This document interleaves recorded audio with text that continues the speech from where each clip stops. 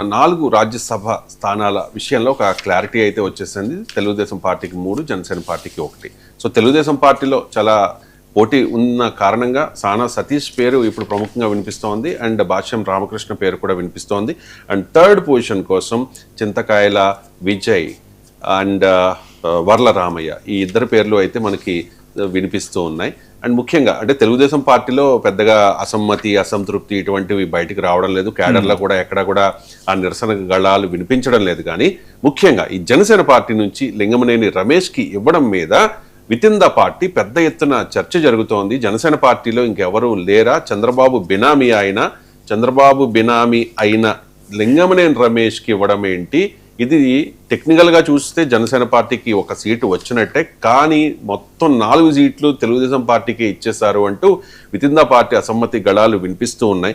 రీసెంట్గా పవన్ కళ్యాణ్ కూడా ఒక సభలో చాలా కీలకమైన వ్యాఖ్యలు చేశారు. కులం కాదు ముఖ్యము అంటూ, అంటే అప్పుడే చాలా మందికి అర్థమైపోయింది లింగమనేని రమేష్ కోసం పవన్ కళ్యాణ్ అంతా రెడీ చేస్తూ ఉన్నారు అని చెప్పి వితిన్ ద పార్టీయే పెద్ద ఎత్తున చర్చ జరిగిన పరిస్థితి. సో అంటే లింగమనేని రమేష్కి ఇవ్వడం పట్ల జన సైనికుల్లో కాస్త నిరసన ఇన్ ద సెన్స్ అసంతృప్తి. అంటే పార్టీలో కష్టపడి మొదటి నుంచి చేసిన వాళ్ళు ఉన్నారు కదా అని చెప్పేసి. సో రాజ్యసభ స్థాయిలో ఉన్న వాళ్ళు ఎవరన్నా ఉన్నారా అంటే వీళ్ళ మీద లెక్క పెట్టాలి మనం. మరి లింగమనేని రమేష్కి ఇవ్వడంలో మరి పవన్ కళ్యాణ్ వ్యూహం ఏంటి అనేది ఆయనకే తెలియాలి. వ్యూహం నాకు వదిలేయండి, నేను చెప్పినట్టు నడవండి అని చెప్పి ఎప్పుడు పవన్ కళ్యాణ్ అంటూ ఉంటారు రెగ్యులర్ గా చేసే స్టేట్మెంట్.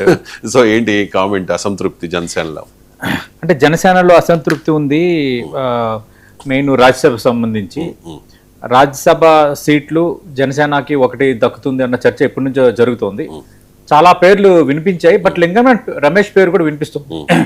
లింగమనేని రమేష్ 2015 నుంచి కూడా జనసేన పార్టీతో పవన్ కళ్యాణ్తో కొంత సేల్ అవుతున్నారు. అంతకు ముందు నుంచి చంద్రబాబు నాయుడుతో ఉన్నారట. అంతకు ముందు అదే అంటున్నాను నేను. చంద్రబాబు నాయుడు నేను మొన్న అనాలిసిస్ లో కూడా చెప్పాను. ఇప్పుడు అంటారు కదా, చంద్రబాబు నాయుడుకి ఎంత సన్నిహితుడు, పవన్ కళ్యాణ్ కూడా అంతే సన్నిహితుడు. అంటే వైసీపీ వాళ్ళు అనేది ఏంటంటే పవన్ కళ్యాణ్ కి మించిన సాన్నిహిత్యం చంద్రబాబు నాయుడుతో లింగమనేని రమేష్ ఉంది అని. ఎందుకంటే ఉండవల్లిలో కరకట్ట దగ్గర ఉన్న నివాసం కూడా లింగమనేని రమేష్ ది, అది చంద్రబాబు నాయుడు గారికి గిఫ్ట్ గా ఇచ్చేశారు అంటూ ఉంటారు.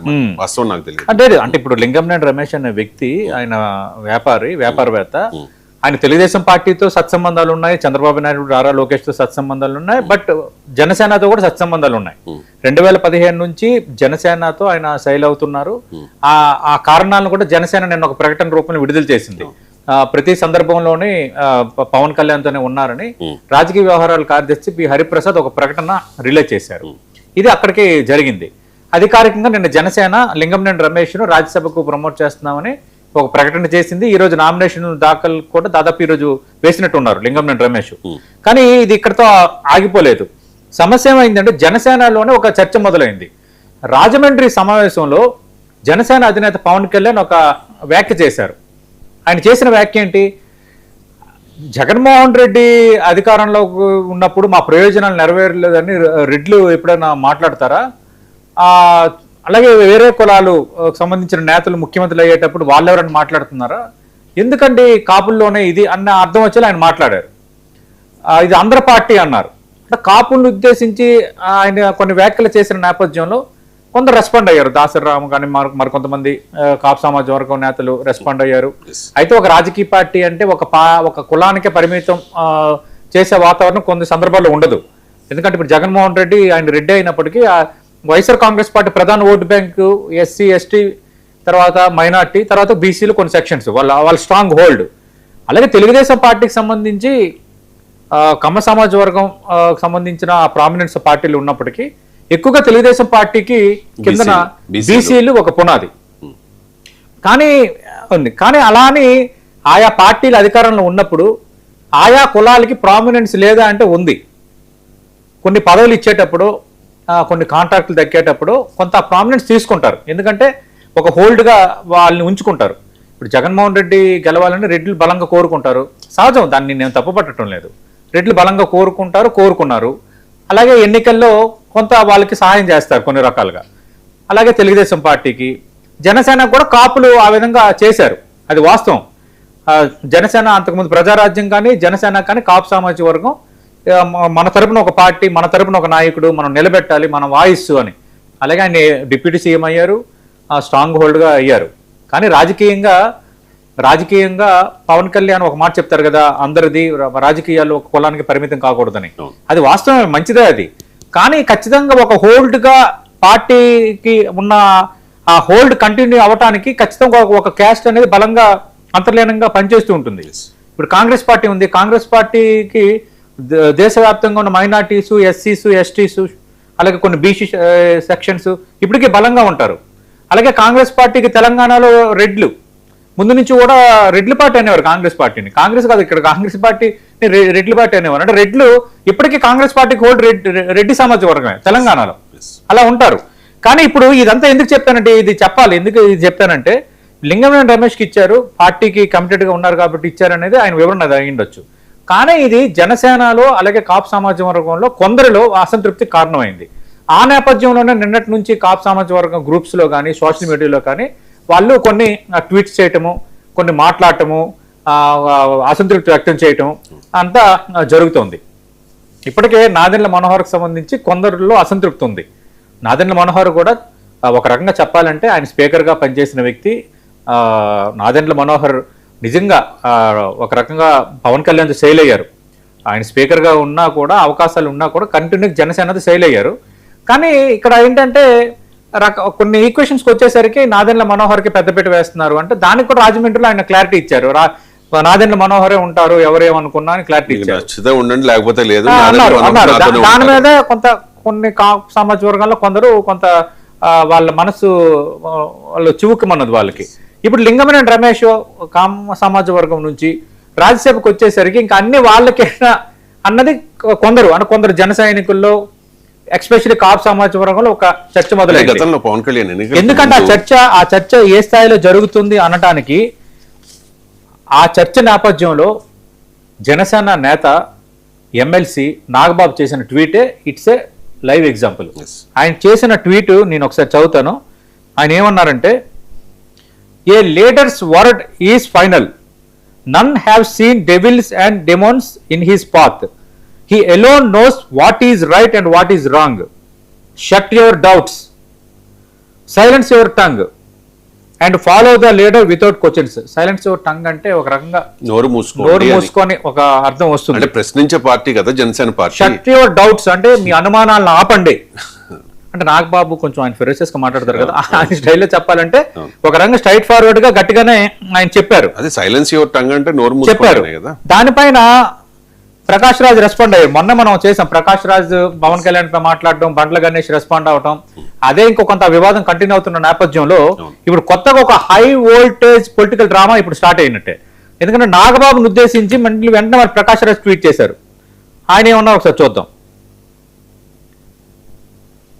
ఆయన ఏమంటున్నారు, what do you mean by shut your doubts, silence your tongue and follow the leader without questions అన్న నాగబాబు ట్వీట్లో ఆ పేరాలను తీసుకుని ప్రకాష్ రాజ్ చేసిన ట్వీట్ ఏంటి, మేం గొర్రెలం కాదు బానిస బతకడానికి, మీ బెదిరింపులు వద్దు నాగబాబు గారు, ప్రశ్నించడం మా హక్కు, ఏ నాయకుడైనా నేనే నాయకుడిని అనుకున్నవాడైనా సమాధానం ఇవ్వాల్సిన బాధ్యత ఉంటుంది, అర్థమైందా అని ఆయన పెట్టారు. సరే, నాగబాబు సంబంధించే కాదు, ప్రతి విషయంలో జనసేన పవన్ కళ్యాణ్ విషయంలో ప్రకాష్ రాజ్ రెస్పాండ్ అవుతారు. మొన్న అది వివాదం అయింది, మనం కూడా జస్ట్ ఐఎమ్ ఆస్కింగ్ అని మనం కూడా క్వశ్చన్ చేసాం. కానీ ప్రతి సందర్భంలో ఇక్కడ ప్రకాష్ రాజ్ని మనం తప్పుపట్టలేం.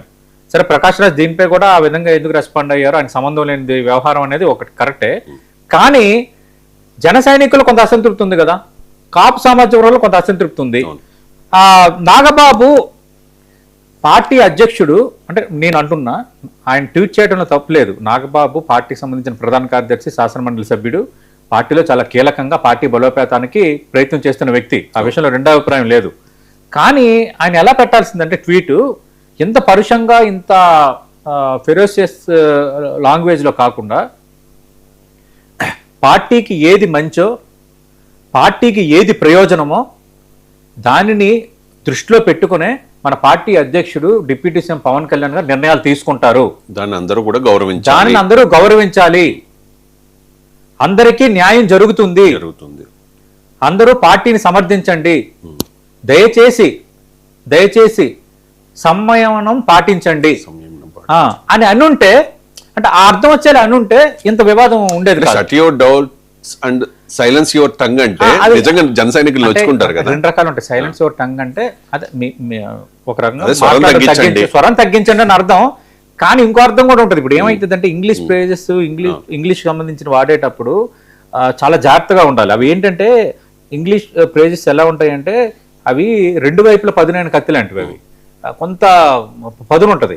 ఇప్పుడు అది ఇంకో అర్థం ఏముంటుందంటే అంటే నోరు మూసుకోండి అనే ఒక రకమైన కాంటెస్ట్ అర్థం కూడా వెళ్తుంది అందులో.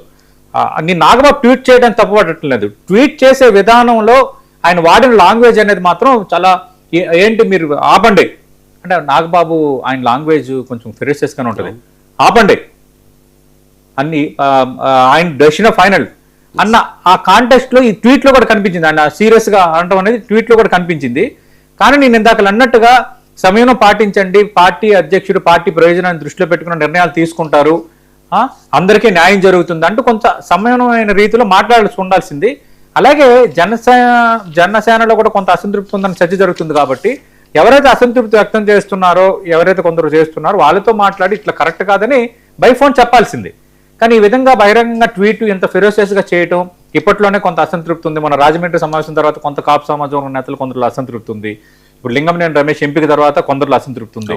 ఈ అసంతృప్తి నేపథ్యంలో మనం దాన్ని కొంత జాగ్రత్తగా రాజకీయంగా బ్యాలెన్స్ చేసేటట్టుగా దాన్ని కొంత తగ్గించుకోవాలి. కానీ ఇట్లా కొంచెం అంటే హార్ష్ లాంగ్వేజ్ తో అంటే ఇప్పటి వరకు చేస్తే కొంత విత్ ఇన్ ద పార్టీ నాయకుల్లో చర్చ జరుగుతోంది, కార్యకర్తల్లో చర్చ జరుగుతోంది, జన సైనికుల్లో అసంతృప్తి ఉంది. సోషల్ మీడియా వేదికగా Kapu WhatsApp groups, Janasena WhatsApp groups, mega WhatsApp groups లో దీన్ని ఖండిస్తూ మాట్లాడుతూ ఉన్నారు. ఎప్పుడైతే నాగబాబు ట్వీట్ చేశారో ఇది ఓపెన్ అయిపోయింది కదా.